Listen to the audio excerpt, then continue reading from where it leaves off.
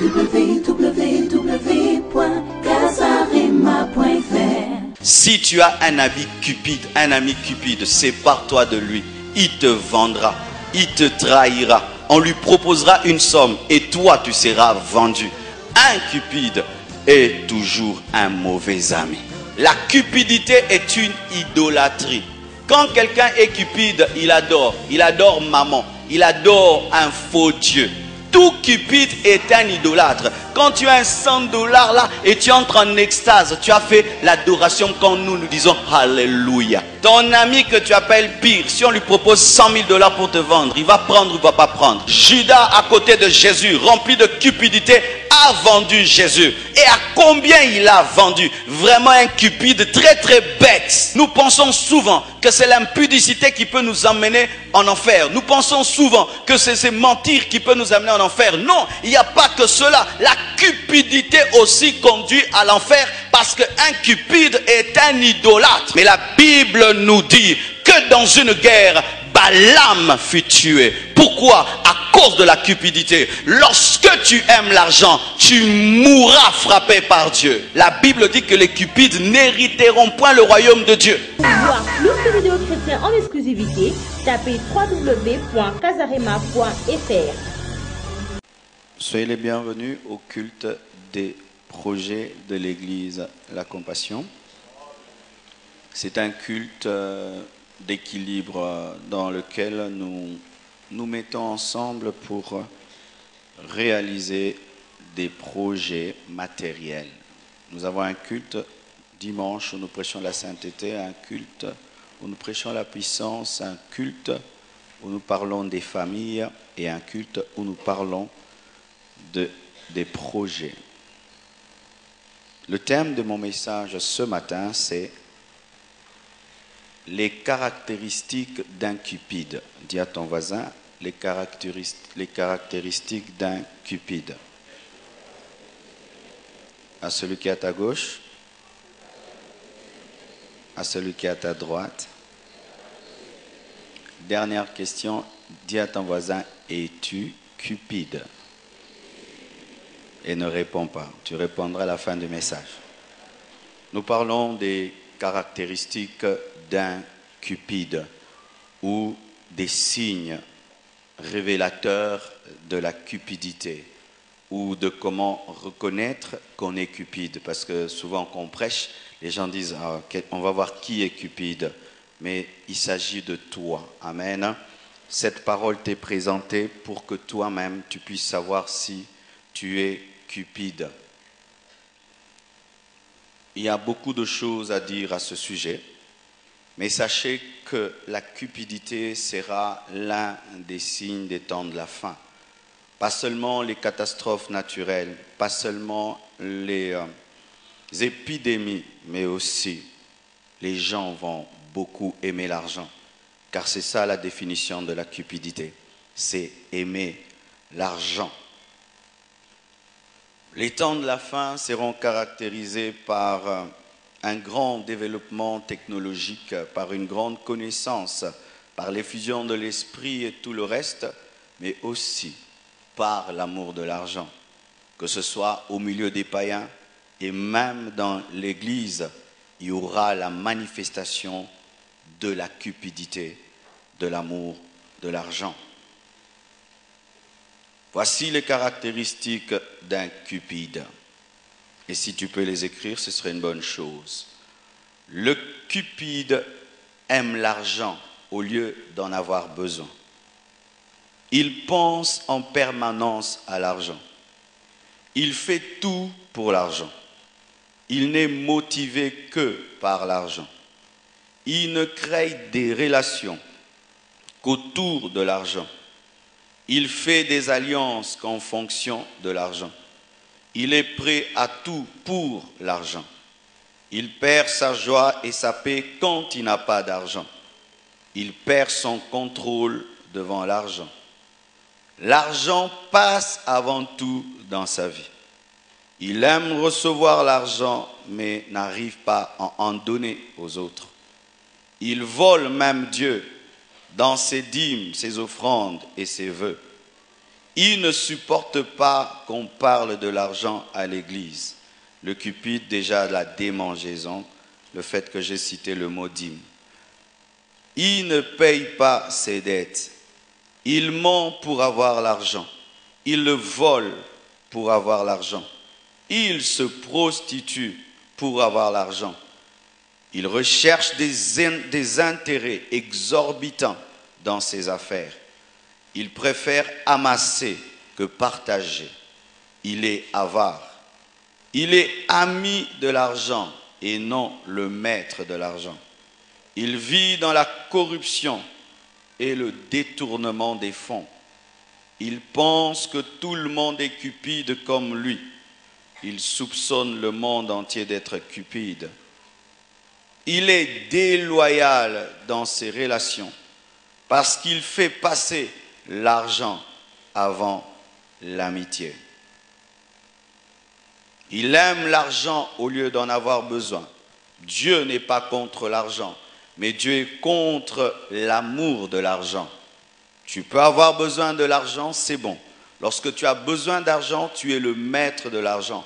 Mais lorsque tu aimes l'argent, tu adores l'argent. Le cupide pense tout le temps à l'argent. Autant tu penses tout le temps à Dieu, un cupide, lui, chaque fois, matin, midi, soir, c'est l'argent, l'argent, l'argent. Comment je vais avoir l'argent? Comment je vais avoir l'argent? Comment l'argent? L'argent, l'argent là, l'argent là, l'argent. Il fait tout pour l'argent. S'il est prédicateur, il va prêcher pour l'argent. Si c'est un musicien chrétien, il va chanter pour l'argent. Si c'est une fille, elle va même se marier pour l'argent. Si c'est un homme, il va se marier même pour l'argent. S'il cherche une amitié, ce sera pour l'argent. Il fait tout pour l'argent. Lorsqu'il n'y a pas d'argent, il n'est pas motivé. Il n'est motivé que si il aura l'argent. Il crée des relations autour de l'argent. Ce qui fait qu'il est plus l'ami des gens qui ont l'argent et il ne supporte pas les pauvres. Et même quand il pourra servir Dieu, il va plus être avec les riches qu'être avec les pauvres. Il cherchera des relations avec les gens nantis et il va mépriser les pauvres. Il va même créer des groupes des riches et refusera d'être dans les groupes des pauvres. Il crée des relations autour de l'argent. Ce n'est pas mauvais de créer des relations autour de l'argent lorsque tu fais les affaires et tout le reste, mais si tu ne fais des relations qu'autour de l'argent, tu es cupide. Il fait des alliances qu'en fonction de l'argent. Combien je gagnerai en étant avec lui, combien je gagnerai en étant avec elle, combien j'aurai. Et s'il ne peut pas avoir quelque chose, il n'a pas besoin de cette alliance. Il est prêt à tout pour l'argent. Il est prêt à être féticheur, prêt à être magicien. Il est prêt à mentir, prêt même à tuer pour l'argent, prêt même à déclencher des guerres pour l'argent. Il est prêt même à calomnier les autres pour avoir l'argent. Il est prêt même à trahir pour avoir l'argent. Le cupide est prêt à tout pour l'argent. Ainsi, il est une cible facile pour le diable. Il perd sa joie et sa paix quand il n'a pas l'argent. Pourquoi? Sa joie et sa paix ne viennent pas de Dieu, ne viennent pas du spirituel, mais sa joie et sa paix viennent de ce qu'il a en poche, viennent de ce qu'il a en main, viennent de ce qu'il a en banque. Lorsqu'il n'a point d'argent, il n'a point de joie, il n'a point de paix. Il perd même son contrôle devant l'argent. Lorsqu'on lui présente une grande somme d'argent, il peut oublier que Jésus existe, il peut oublier que l'enfer existe, il peut oublier même que le ciel existe, il peut oublier tous ces principes devant l'argent. L'argent passe avant toute chose dans sa vie, avant son mari, avant sa femme, avant ses enfants, avant tout. L'argent passe avant Dieu, l'argent passe avant toute chose, avant ses parents. L'argent passe avant toute chose dans sa vie. Le cupide aime recevoir l'argent. Quand on lui donne, il est content. Mais quand on lui demande, il n'est pas content. Il aime qu'on parle de l'argent seulement quand il faut qu'on lui donne l'argent. Là, il est très heureux. Mais si on dit, c'est maintenant à toi de donner aux autres, c'est à toi de donner à Dieu, le cupide ne supporte pas cela. Il supporte des enseignements sur la bénédiction. Dieu va te bénir, Dieu va te donner. Mais si tu lui dis, donne aussi pour l'œuvre de Dieu, le cupide a des démangeaisons. Il vole même Dieu dans ses dîmes. Dieu lui donne un salaire de 1000 $. Il ne peut pas payer sa dîme de 100 $. Il aime bien les doctrines qui sont contre la dîme, qui sont contre les offrandes. Quand il entend un prédicateur qui dit nous sommes dans le Nouveau Testament, on ne donne pas la dîme dans le Nouveau Testament. Il aime bien de tels enseignements. Il vole à Dieu dans ses dîmes. Il donne des fausses dîmes à Dieu. Ces dîmes sont des fausses dîmes. Il vole à Dieu les offrandes. Quand Dieu le bénit, il ne sait pas donner, rendre grâce à Dieu conformément à la bénédiction reçue. Il est riche, il donne comme un pauvre. Et il fait des engagements. Seigneur, si tu me bénissais, je te ferai ceci, je ferai cela. Mais une fois que Dieu accomplit la promesse, le cupide n'accomplit pas sa part. Il ne supporte pas qu'on parle de l'argent à l'église. C'est vrai, il y a des gens qui parlent de l'argent d'une mauvaise manière à l'église, mais nous devons parler de l'argent à l'église. Si tu vas dans une Bible informatique, dans un laptop qui a une Bible, tape seulement le mot argent. Argent dans la Bible, tu verras combien de fois la Bible parle de l'argent. Le cupide ne paye pas ses dettes. Il demande facilement des dettes. Donne-moi, je te rendrai. Mais une fois qu'il a l'argent pour rembourser, il sent une forte douleur pour payer une dette comme si c'était son argent. Il oublie facilement que c'était l'argent prêté. Lorsqu'il jouit d'une chose, il peut oublier qu'il n'en est pas le propriétaire. Il paye difficilement ses dettes. Il s'endette avec facilité, mais quand il faut payer, c'est une grande souffrance. Le cupide ment pour avoir l'argent. Et il faut voir comment au Congo les gens mentent pour avoir l'argent. Ils peuvent mentir d'être malades. Ils peuvent mentir même que son père est décédé. Ils peuvent mentir. Une fois nous avons un culte chez moi à la maison avec des frères et sœurs. On priait les uns pour les autres et on se cotisait des fois pour s'entraider. Un homme vient, il pleure au bureau. Il pleure, j'ai dit qu'est-ce qu'il y a? Mon enfant, ma fille est morte. Et je viens, je le soutiens. C'est pas vrai. Oui, ma fille est morte. Et j'ai pris l'argent, j'ai enterré sa fille. Quelque temps après, j'apprendrai que cette fille est bien vivante. J'ai enterré une personne vivante. Combien de fois tu mens pour avoir l'argent? Combien de fois tu mens pour avoir l'argent? L'argent que tu as, comment tu l'as? Est-ce que tu sais dire la vérité?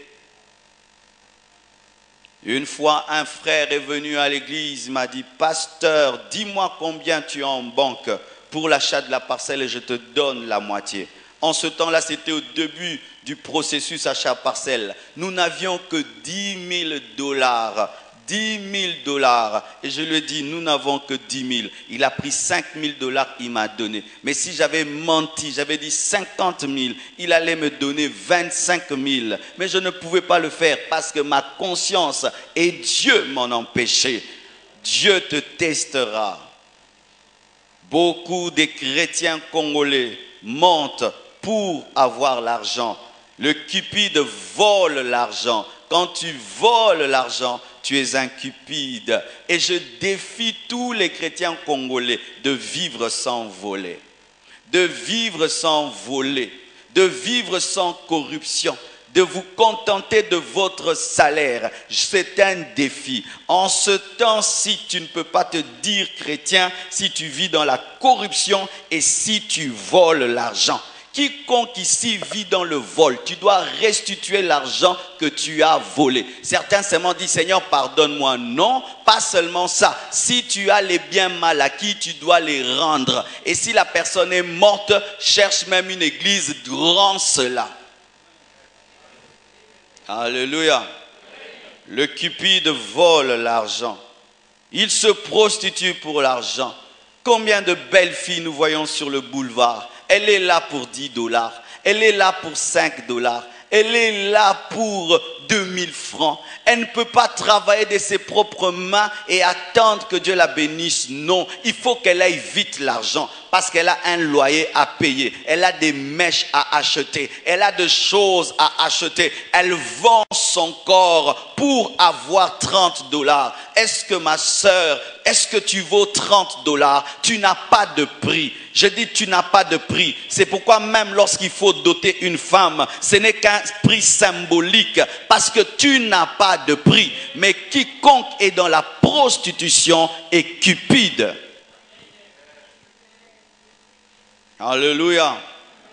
Le cupide recherche des intérêts exorbitants dans ses affaires. Il peut acheter cette chair à 200 $ et il va quelque part, il vend cette chair à 2000 $ parce que là-bas, il y a des gens qui ont beaucoup d'argent et ils en profitent. Ils profitent de leur ignorance pour se faire de l'argent. Beaucoup d'enfants de Dieu au dernier jour seront jugés. Dieu te dira que tu étais un voleur et tu vas dire je n'ai jamais volé, mais Dieu va te présenter tous les prix que tu as fixés pour vendre quelque chose. Alléluia. D'ailleurs, sur base de cela, bien-aimé, j'ai décidé de commencer à vendre tous mes livres très très moins chers. Et même quand je fais sortir mon album, je le vendrai très très moins cher pour seulement me permettre de faire un autre livre et un autre album. Parce que, bien aimé, le prix que tu fixes sur une chose révèle si tu as vaincu l'argent ou si tu es dominé par l'argent. Alléluia. Il est l'ami de l'argent. Ami de l'argent, comme Jonathan était l'ami de David. Lui, il est ami de l'argent. Son ami, c'est qui? C'est l'argent. Son ami, c'est qui? C'est le billet de $. Il faut voir comment est-ce qu'il parle de l'argent. Oh, vivre sans moana. Quand il parle de l'argent, il est en transe. Quand il parle de l'argent, il est en extase. Tu vois, 1 million de $. Quand tu as ça, ta vie change. Non, si tu as Jésus, ta vie change. Il y a des gens qui ont eu des millions et des millions de $. Ils sont morts malheureux. Alléluia. Ils aiment l'argent. Et elle a aussi. Quand tu es marié, tu vois, du 1er au 29, ta femme te méprise. Et le dernier jour, le 30, elle est là. Elle n'est pas là pour toi. Elle est là pour ton salaire. Elle a épousé le salaire. Elle n'a pas épousé un mari. Des femmes qui, du lundi, du 1er au 29, parlent en mono et parlent en stéréo que le dernier jour. Oui, du 1er au 29, chérie, et le dernier jour, chérie. Des femmes cupides. Il est ami de l'argent et préfère amasser que partager. Le cupide aime amasser l'argent et regarder. Il amasse, il regarde. Il peut même mettre l'argent quelque part. Il compte, il ferme, il part. Il revient, il compte, il part. Il peut se réveiller la nuit, sursaute. Il compte son argent, il dort encore. Lorsqu'il a l'argent à la maison, il se sent en insécurité. Si un rapace, il ouvre la porte, un voleur veut entrer. C'est pourquoi tu n'as pas l'argent. Parce que Dieu ne veut pas que tu perdes la paix. Si quelqu'un te regarde, il veut me demander, il veut me demander. Avez-vous déjà suivi le conte de Gnaton à l'école? Non? Ah. Pas de commentaires, no comment. Il est l'ami de l'argent, il aime amasser que partager, il est avare. Il pense que tout le monde est cupide. C'est ça la maladie aussi des cupides. Tu sais, quand tu es un homme qui insulte et quelqu'un te dit je n'insulte pas, tu dis ah c'est faux. Et un cupide, tu peux lui dire ben, on m'a donné 500 000 $, j'ai pris, j'ai mis dans la caisse de l'église. Ah, jamais, jamais. Tu n'as même pas pris 500. Ce n'est pas parce que tu voles dans la caisse de l'État que tout le monde le fait. C'est ainsi que le cupide traite souvent les autres de cupides parce qu'ils savent qu'eux, ils ne peuvent jamais vivre sans voler. Des fois, la cupidité que tu octroies aux autres en soi, c'est le reflet de ta propre cupidité. Parce qu'il y a des gens, tu peux lui donner de l'argent. Après 2 mois, tu reviens. Même le billet, il n'a pas touché. Tu écris même le nombre des billets, les chiffres qui sont dessus. Il n'a pas touché. Parce qu'il y a certains, ils touchent mais ils rendent. Hein? Mais ce n'est pas le même billet. Vous qui êtes des caissiers dans les départements, vous qui êtes des caissiers, est-ce que le billet que tu donnes, c'est le billet qu'on t'a donné? C'est toujours $100. Mais est-ce que c'est les $100 qui étaient entrés? Alléluia. Il est l'ami de l'argent et non maître de l'argent. Il vit dans la corruption et le détournement. Et au Congo, on appelle ça COP, on appelle ça MIVE, on appelle ça grâce à Nzambe. Des gens qui vivent dans des magouilles, mais ils disent que Dieu m'a fait grâce. Et j'aimerais préciser ceci, on en a parlé même le mardi. Mes frères, si on t'envoie acheter une chose à $100, mais tu trouves cette chose à $90, tu dois rendre les $10. Dieu ne t'a pas fait grâce. Il a fait grâce à celui qui t'a envoyé. Et rends-lui pour que lui te fasse grâce. Trop d'enfants, vous irez en enfer parce que vous avez volé même vos parents. Je sais que quand j'étais un enfant, je volais trop. L'argent des sucrés, l'argent qui restait quand on m'envoyait la bière. Quand papa a trop d'amis et qu'il a embrouillé par tous ceux qui m'envoient. Il ne sait plus si c'est 12 bouteilles ou 13 bouteilles ou Fanta Coca. Les embrouillements là, c'est pour moi, j'achète les beignets, des beignets maudits. Même des femmes font ça, vous embrouillez vos maris et puis pas 200. Dieu t'a fait grâce, tu amènes la dîme, une dîme maudite. Quand on t'envoie et là-bas, tu trouves que ce n'est pas le bon prix et c'est en deçà, tu dois rentrer et dire Dieu t'a fait grâce. Et quand tu me fais grâce, je te fais grâce. Des gens font ça même à l'église. Tu l'envoies un truc de l'église, ils trouvent à moins cher. Il dit oh alléluia, voleur chrétien. Ah oui. Il vit dans la corruption et le détournement des fonds. Il pense que tout le monde est cupide comme lui. Il soupçonne le monde entier d'être cupide. Il est déloyal dans ses relations. Un cupide est toujours un mauvais ami. Tu peux être son ami pendant des années. Il rencontre des gens qui lui donnent l'argent. Il te trahit. Il te trahit. Il révèle tous tes secrets parce que là-bas, il peut avoir de l'argent.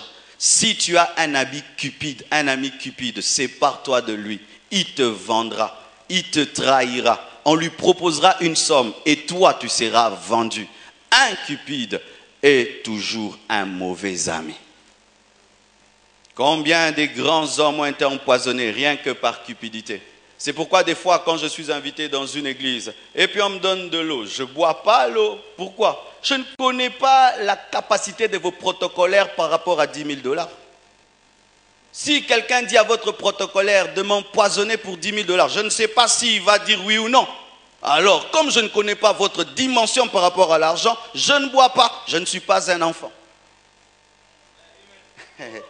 Ton ami que tu appelles pire, si on lui propose $100 000 pour te vendre, il va prendre ou il ne va pas prendre? Tu n'as jamais répondu à cette question-là, il faut y répondre aujourd'hui. Alléluia. Il est déloyal dans ses relations parce qu'il fait passer l'argent avant l'amitié. La cupidité est une idolâtrie. Quand quelqu'un est cupide, il adore maman, il adore un faux Dieu. Tout cupide est un idolâtre. Quand tu as un $100 là et tu entres en extase, tu as fait l'adoration quand nous disons Alléluia. Oui, il y a des gens, jamais tu ne connaîtras qui il est. Donne-lui beaucoup d'argent. Tu vas voir toute sa joie se manifester, toute sa gentillesse, toute sa gentillesse. Pourquoi? Son Dieu s'est manifesté. Il est idolâtre. Et l'idolâtre amène la malédiction. L'idolâtrie amène la malédiction et la perdition. La Bible dit, dehors, Apocalypse 22, verset 15, les cupides dehors plutôt les idolâtres. Et quand on parle d'idolâtres, ce ne sont pas seulement ceux qui adorent des idoles, mais tous ceux qui aiment quelque chose ou quelqu'un plus que Dieu, et donc dehors les cupides. J'aimerais vous dire quelque chose qui peut vous choquer. Au jour de l'enlèvement, les cupides ne seront pas enlevés. Au jour de l'enlèvement, les cupides ne seront pas enlevés. Quiconque aime l'argent ne sera pas enlevé. La Bible dit que les cupides n'hériteront point le royaume de Dieu. Lorsque tu aimes l'argent, au lieu de t'en servir, d'en avoir besoin, mais toi tu aimes l'argent et ces choses sont en toi, la Bible dit que tu n'hériteras point le royaume de Dieu. Nous pensons souvent que c'est l'impudicité qui peut nous emmener en enfer. Nous pensons souvent que c'est mentir qui peut nous amener en enfer. Non, il n'y a pas que cela. La cupidité aussi conduit à l'enfer parce qu'un cupide est un idolâtre. Les idolâtres n'hériteront pas le royaume des cieux. Les cupides ne seront pas enlevés. Et un cupide ne peut servir Dieu efficacement. Je répète, un cupide ne peut servir Dieu efficacement. Judas, à côté de Jésus, rempli de cupidité, a vendu Jésus. Et à combien il a vendu? Vraiment un cupide très très bête. On ne pouvait qu'acheter un champ avec l'argent qu'il a reçu de la vente de Christ. Lui qui était appelé à expérimenter la puissance de Dieu, appelé à recevoir l'Esprit, il a préféré quelques pièces d'argent au lieu d'être rempli de l'Esprit. Ananias et Saphira ont menti au Saint-Esprit. Eux-mêmes vendent leurs parcelles et amènent le prix au pied de Pierre. Et Pierre pose la question, est-ce que c'est à ce prix-ci que vous l'avez vendu? Ils disent oui, alors que c'était faux. Automatiquement, Ananias meurt et sa femme vient, elle meurt. Pourquoi? À cause de la cupidité. Si par cupidité dans cette église, Dieu tuait les gens, nous serons à combien? 200 personnes, Totigala.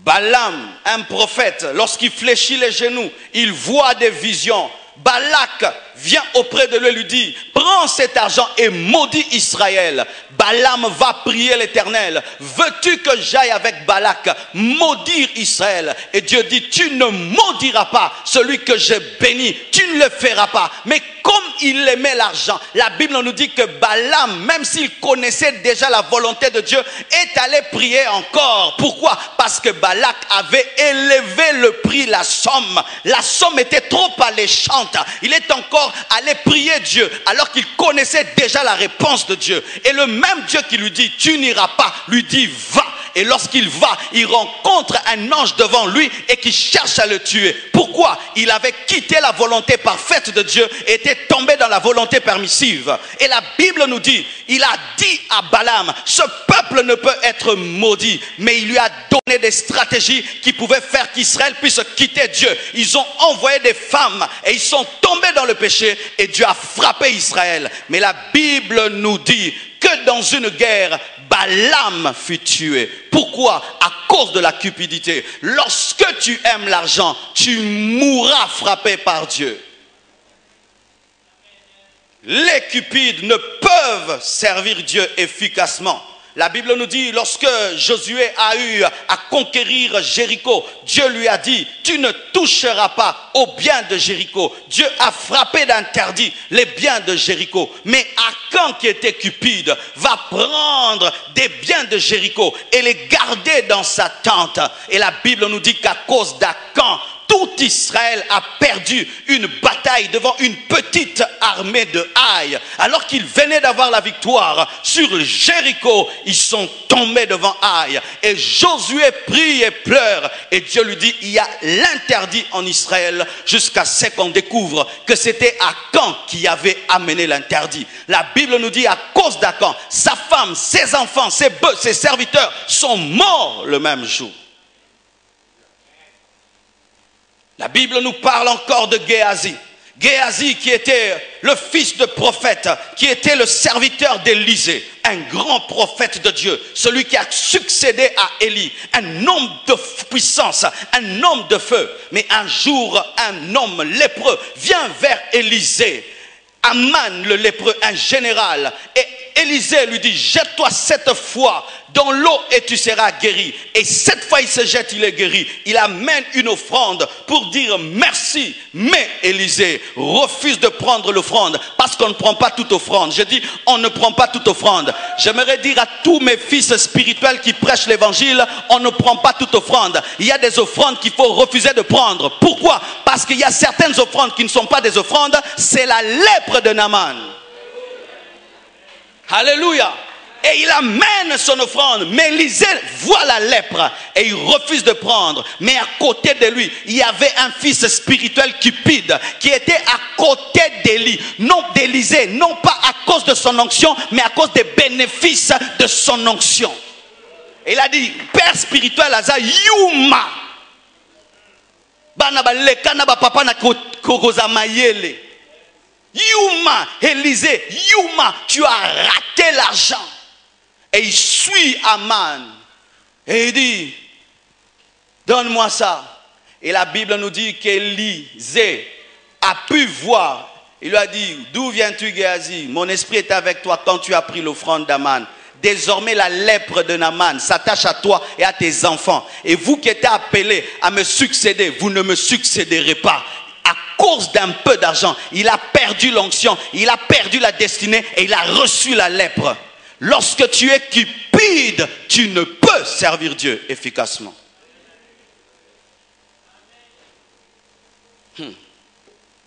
Et voici une tragédie de la cupidité. Et c'est là que je vais entrer en profondeur. La cupidité perturbe le plan de Dieu. Dans 1 Samuel 8, verset 1 à 8, la Bible nous dit, vous connaissez Samuel. Samuel était un homme droit, intègre. À la fin de sa vie, il a osé faire ce que je crois personne n'oserait faire. Il tient devant lui tout Israël. Il dit, celui à qui j'ai pris un bœuf, celui à qui j'ai pris telle et telle chose, qui se tienne et je le rendrai. Personne ne s'est tenu debout, tellement qu'il était intègre, tellement qu'il était loin de la cupidité. Personne n'a dit, tu as même mon $10.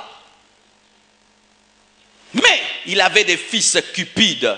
Il établit 2 de ses fils, juges en Israël. Mais eux aimaient l'argent. Et à cause de l'argent, de la cupidité, dans leur jugement, ils n'étaient pas justes, ils n'étaient pas équitables.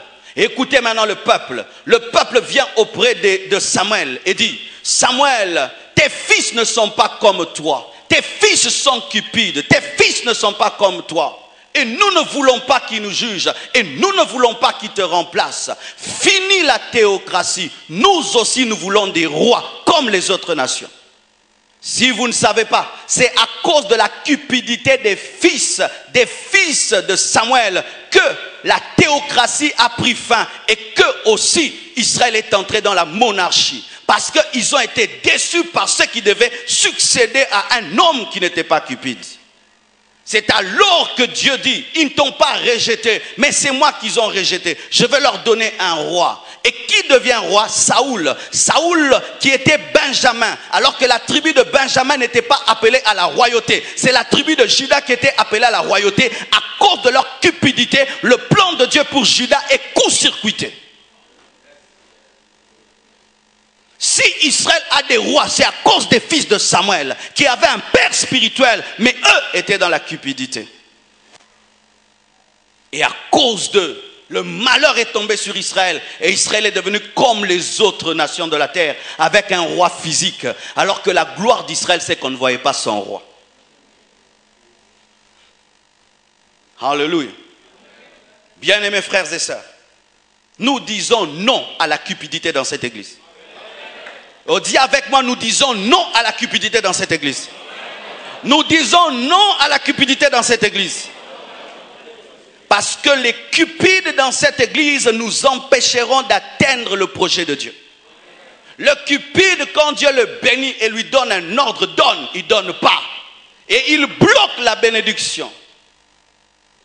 C'est comme un joueur qui ne fait jamais des passes. Est-ce que vous allez marquer? Les joueurs qui aiment toujours dribbler, toujours lui marquer, ils font perdre à l'équipe. Et de la même manière, un homme qui est béni, tu as le ballon, tu dois le passer pour que l'équipe gagne.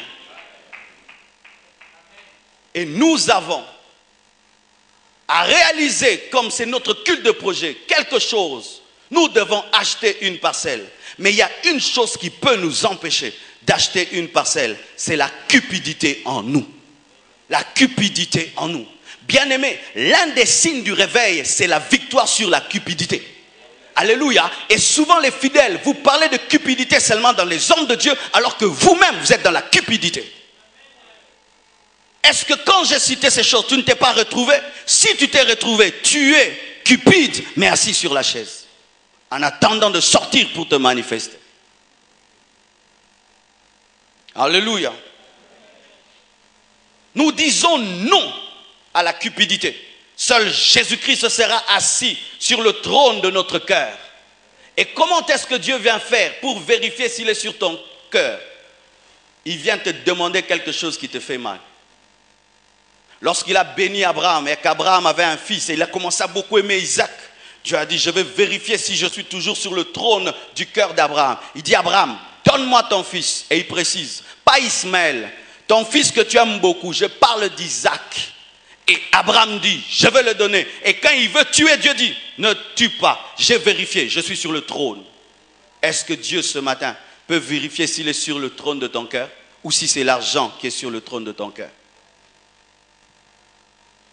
Ce matin, alors que je préparais cet enseignement et je priais et tout, et Dieu m'a dit, toi-même, tu vas démontrer que je suis sur le trône de ton cœur. Bien-aimés frères, nous voyons les hommes de ce monde qui cherchent à battre des records. S'il courait 11 km à l'heure, il veut courir 20, 30, tout. Il veut battre son record. Mais nous ne cherchons jamais à battre nos records d'offrande. Nous cherchons à battre nos records. Je veux plus, je veux plus, je veux plus, je veux plus. Seigneur, plus d'onction. 4e dimension, 8e dimension, plus d'habits, plus ceci. Mais jamais battre des records d'offrande. Et j'ai dit, Seigneur, si c'est toi, je vais partager à mon épouse. J'ai dit, Blanche, on va donner à Dieu aujourd'hui 5 000 $. Elle me dit, c'est peu, 10 000 $. Et j'avais dans mon cœur la pensée de donner à Dieu 10 000 $ pour l'achat de la parcelle. Mais je lui ai dit 5 000, mais quand elle m'a dit 10 000, j'ai eu la confirmation. Bien-aimés frères et sœurs, autant vous battez des records, des parfums, des ceci, battez les records aussi des offrandes. Ou tu peux dire, depuis que je suis chrétien, je n'ai jamais donné à Dieu cette somme. Frères et sœurs, nous aimons lire l'offrande de Salomon. Est-ce qu'on peut lire ton offrande? Oh, Salomon a donné 1000 bœufs. Mais mettons Salomon de côté. Mettons Tocho la Bible. Ah, et le frère donna $1. Dieu vient aujourd'hui dans vos maisons pour vérifier s'il est Dieu dans vos vies. Il vient vérifier s'il est Dieu dans ta vie et que tu es capable de faire un sacrifice pour lui. Et vous allez dire, ah, 10 000 c'est beaucoup. Non. Combien de temps quand vous mariez, vous dépensez 10 000 $? Pour le mariage, 10 000 $. Dot, civil, religieux, habit, ceci, dev, tu vas arriver à 10 000. Mais si quelqu'un dit, pour mon mariage, j'ai dépensé 10 000, c'est normal. J'étais au grand hôtel, l'hôtel du fleuve, c'était 10 000. Mais si quelqu'un dit, je donne à Dieu, ah, beaucoup comme ça. Qui est Dieu dans nos vies? Qui est Dieu dans nos vies? Nous-mêmes ou Dieu? Alléluia. Sachez ceci, mes frères. Nous étions dans ce processus achat parcelle. Et nous y allons trop lentement. Et Dieu, tellement qu'il est bon, a vu que le cheval va lentement. Il a pris la chicotte, il a chicoté pour que le cheval puisse aller vite. Nous courions lentement. Et Dieu a dit, ah, vous allez trop lentement. Il a pris un couteau, il nous a mis dans le dos pour qu'on puisse aller très très vite. Tu sais, bien-aimé, lorsque Pharaon, plutôt, lorsque Goliath paraît dans ta vie, sache que la saison d'être berger prend fin. C'est pourquoi lorsque Goliath parle, en soi David entend, David, c'est le temps de devenir roi. Mais eux entendent, David, tu es petit. Mais lui, il entend autre chose, c'est le temps de devenir roi. Quand Goliath vient, c'est dire que le temps de devenir roi est arrivé et la saison du berger est révolue. Alléluia. Imagine qu'Israël allait vers la mer Rouge. Mais qu'à gauche, il n'y a pas de montagne, à droite, il n'y a pas de montagne, et derrière, il n'y a pas le pharaon. Ils vont rentrer en Égypte ou aller à droite, à gauche. Comment Dieu les amène à vivre le miracle? Il met une montagne à droite, une montagne à gauche et le pharaon derrière pour les obliger à vivre le miracle d'une mer qui peut s'ouvrir. Alléluia. Et lorsque Dieu veut élever Joseph et l'amener en Égypte, il sait que s'il lui dit va en Égypte, il va dire ce sont des païens. Qu'est-ce qu'il fait? Il fait que ses frères puissent le vendre et il se retrouve en Égypte et là il devient ministre. Nous prions le Dieu qui change le mal en bien. Nous prions le Dieu qui change le mal en bien. Je dis nous prions le Dieu qui change le mal en bien. Qu'est-ce que je veux dire? Comme nous sommes là bien-aimés, nous devons quitter ce lieu. Le loyer de ce lieu a été élevé à 5 000 $. 5 000 $. Nous sommes venus ici pour un contrat de 5 ans. Et après, il fallait renouveler. Et le contrat va prendre fin en juin 2014. Et le bailleur nous a écrit, il nous a dit qu'en juin 2014, vous ne payerez plus 1 250, vous payerez 5 000 $.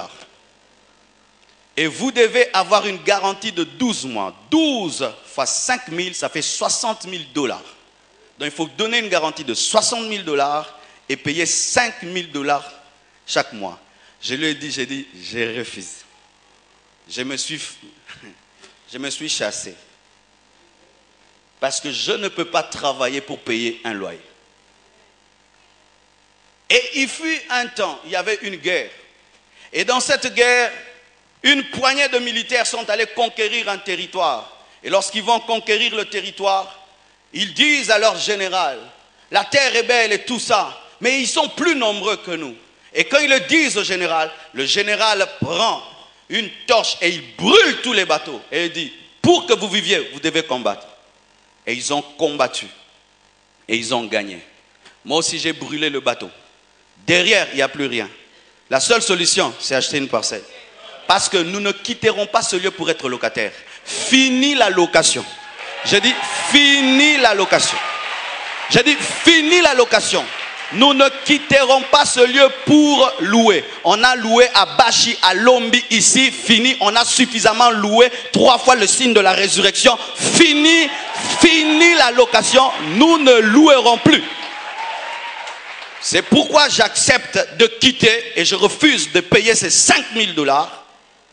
Et maintenant, s'il faut que je vende même ma Jeep, que je vende mes voitures et que mes enfants puissent aller en taxi à l'école, ils iront en taxi, mais je ne serai plus locataire. Et si je dois parler à la télévision, à la radio pour demander l'argent, je demande l'argent. Si on te dit, pasteur, c'est un bon à TV, le bail, hey, il y a solo. Car les guerriers se manifestent dans la pression. Les soldats se manifestent dans la pression. Si tu veux connaître la force d'un soldat, c'est dans la guerre que tu vas reconnaître cela. Et je bénis Dieu pour cette situation. J'aime des situations pareilles. Car il faut écraser une fleur pour avoir son parfum. Il faut écraser un fruit pour avoir son fruit.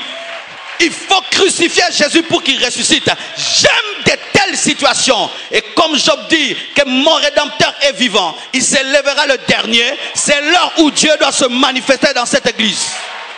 J'aime ça, je suis content et je bénis beaucoup notre bailleur parce que Dieu l'a utilisé parce qu'il sentait que nous étions trop lents. Que Dieu le bénisse abondamment. Oh, que Dieu le bénisse abondamment parce que l'heure est arrivée où nous devons traverser la mer Rouge parce que derrière il y a des militaires, à droite il y a une colline, à gauche une autre. Nous sommes condamnés à acheter parce que c'est impossible de payer ce loyer de 5 000 $. Depuis que l'histoire de l'église a commencé, aucune église n'a payé un loyer de 5 000 $. Et ce n'est pas nous qui allons inaugurer ça. Depuis Haïti Nabal à Vernon, aucune église n'a payé une garantie de 60 000 $. Et nous n'allons pas inaugurer ça. Alléluia. C'est pourquoi aujourd'hui, nous allons donner les offrandes. Quelles offrandes? Pour que j'aille à la télé. J'ai déjà tourné l'émission. Hier, j'ai déjà tourné l'émission en français, en lingala, où je parle à tout le corps du Christ, demanda 500 000 $. Partout, j'essaierai. Bien-aimés frères et sœurs, Ou tu refuses de traverser la mer Rouge ou tu meurs. Parce que cette situation, soit elle nous tue, soit nous devenons meilleurs. Et elle ne nous tuera pas. Cette œuvre, c'est l'œuvre de Dieu. Et je sens l'Esprit de Dieu excité pour accomplir des miracles. Je sens ça. Parce que si tu ne traverses pas la mer Rouge, Pharaon va te tuer. Tu es condamné à traverser la mer Rouge. Nous sommes condamnés à acheter avant juin 2014. Et c'est possible. Oh, vous n'avez pas la foi. Vous n'avez pas la foi. Qu'est-ce que 500 000 $ devant Dieu? Qu'est-ce que 500 000 $? Même une banque peut te prêter ça. Alléluia. La Bible nous dit que lorsque Esther est devenue reine et qu'elle a commencé à se complaire à la royauté et qu'un problème a surgi parmi les Juifs, voilà que Mardoché va lui dire. Ce qui se passe, c'est que Aman veut tuer les Juifs. Naman veut tuer les Juifs. Ah, vous m'embrouillez. Aman, c'était le général Naman, et là c'est Aman avec Esther. Veut tuer les Juifs. Écoutez la parole de Mardoché. Il dit, qui sait si ce n'est pour des temps comme ceci que tu es parvenu à la royauté, que Dieu t'a béni. Vous qui êtes bénis, qui sait si ce n'est pour des temps comme ceci que Dieu vous a béni. Vous que Dieu a béni, c'est le temps de vous manifester. Car si vous ne vous manifestez pas, vous viendrez avec vos parfums en retard alors que Jésus est déjà ressuscité. La Bible nous dit des femmes sont venues au tombeau de Jésus avec des parfums pour l'embaumer. Mais elles sont restées avec. Pourquoi? L'ange a dit, il n'est plus ici. Pourquoi cherchez-vous parmi les morts celui qui est vivant? Mais il y a une femme qui dans la maison de Simon le lépreux a répandu son parfum. Et Jésus lui a dit, tu es en train de m'embaumer. Elle avait la vision. Elle est venue avec son offrande à temps. Mais les autres sont venus en retard. C'est maintenant que tu dois te manifester. C'est maintenant que tu dois te manifester. Parce que c'est maintenant qu'Israël a besoin de toi. Si tu es Esther, tiens-toi devant le roi. Et s'il va te tuer, au moins qu'il te tue parce que tu as osé. J'aime Dieu, prouve-le. Parce que là, ton Dieu a des problèmes. J'aime la compassion, prouve-le. Parce que c'est maintenant. On est en train de regarder. Est-ce qu'ils sauront partir? Nous partirons, pas pour louer, pour acheter. C'est pourquoi, bien-aimé, je veux des gens qui me donnent des sommes que je n'ai jamais entendues. Tu veux donner des grandes sommes, viens me chercher au bureau. Pasteur, je donne 20 000, 30 000 $. Ma parcelle là, je la donne. Ma voiture là, je la donne. Ma maison là, je la donne. Je suis prêt à vendre toutes mes voitures, à marcher à pied. Mais je ne serai plus locataire. Fini cette histoire. Plus jamais. Avec des voitures qui entrent pendant que vous priez. Jamais plus. C'est maintenant que les gens qui ont le vrai fardeau vont se manifester. Quand il n'y a pas guerre, tout le monde dit qu'il est militaire. Mais quand la guerre commence, les vrais secours se manifestent. Quand tout va bien, les gens, tout le monde dit j'aime, je soutiens, je suis là. Mais quand les problèmes viennent, c'est quand les vrais se manifestent. Pourquoi est-ce qu'Esther s'est tenue devant le roi? Elle avait le sang juif. Elle ne pouvait pas accepter qu'elle soit dans la royauté pendant qu'Israël est en train de périr. Elle a dit, si je périrai, que je périsse. Elle a jeûné, elle a prié. Et on lui a fait trouver grâce. C'est le temps de déranger nos finances, de déranger nos vies pour l'œuvre de Dieu. Parce qu'en soi, tout ce que tu as, si tu ne le mets pas dans l'œuvre de Dieu, tu le perdras toujours un jour. Mais quand tu le mets dans l'œuvre de Dieu, tu le retrouveras. Moïse devait lever le bâton afin d'ouvrir la mer rouge. Mais nous devons avoir la foi. Nous devons prier et donner. J'ai des amis qui, en des temps comme ceci, sont allés toucher à l'occultisme. D'autres sont entrés dans la politique et tout, devenus des gens de tel pouvoir pour qu'on les aide. J'en connais qui, depuis après ça, toute leur vie, le ministère a été tué parce qu'ils étaient dans un besoin. Et moi, j'ai fait une alliance avec le Dieu de la richesse. J'ai dit, Seigneur, je te donne ces 10 000 $ pour que tu nous sauves de cela. Si Moïse a élevé un bâton, moi je te donne ça, afin que ta richesse tombe sur toute l'église et qu'on déménage et qu'on construise. Au nom de Jésus-Christ de Nazareth, Je n'ai pas besoin de la magie ni de l'occultisme. J'ai besoin de faire un sacrifice devant le Dieu de Salomon, le Dieu grand, le Dieu redoutable. Et je veux des fils et des filles aussi qui peuvent faire des sacrifices pour l'œuvre de Dieu. Car cette œuvre n'est pas mon œuvre, c'est l'œuvre de Dieu. Lorsque nous avons déclaré nous serons à 4000, le diable a dit 4000, 2000 est coquité, 4000. On verra où vous les mettrez. Et nous les mettrons quelque part. Car celui qui est en nous est plus fort que celui qui est dans le monde. Même si le monde des ténèbres peut se mettre ensemble, l'année prochaine, nous serons à 4000 membres au nom de Jésus-Christ de Nazareth. Oh, j'aime cette situation. Je l'aime. Et je veux que ça reste comme ça. Pour qu'on puisse en sortir. Sinon, nous allons trop lentement.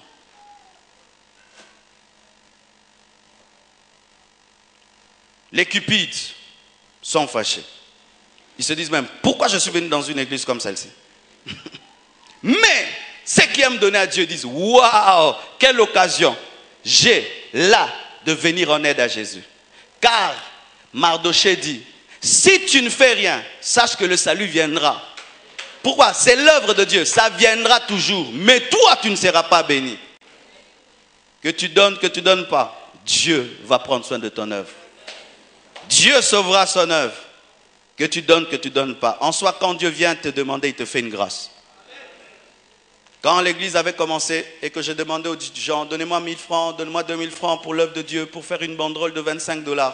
Je leur ajoutais toujours, donnez-moi maintenant où je vous demande 1000 francs. Parce qu'il y a des années où je ne demanderai même pas 1000 francs. Profitez maintenant. Et je t'assure, si quelqu'un avait eu le président comme ami dans son enfance, il devait profiter de l'aider en ces temps-là. Parce que maintenant, tu vas l'aider comment?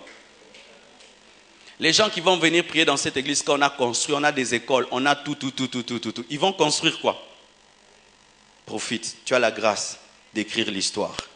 Que Dieu vous bénisse abondamment.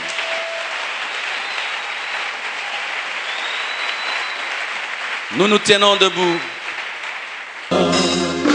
Si la mer se déchaîne, si le vent souffle fort, si la barque t'entraîne, N'aie pas peur, n'aie pas peur de la mort.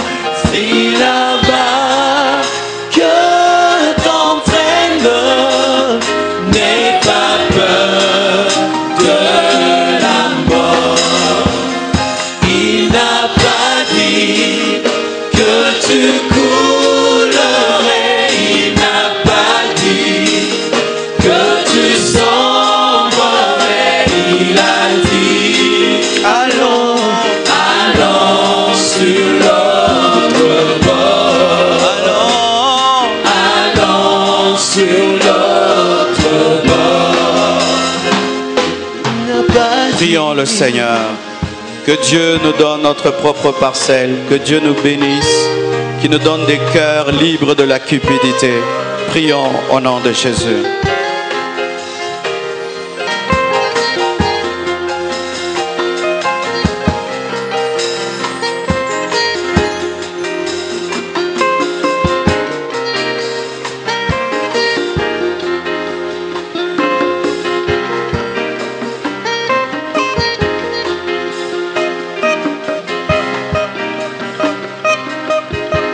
Au nom de Jésus.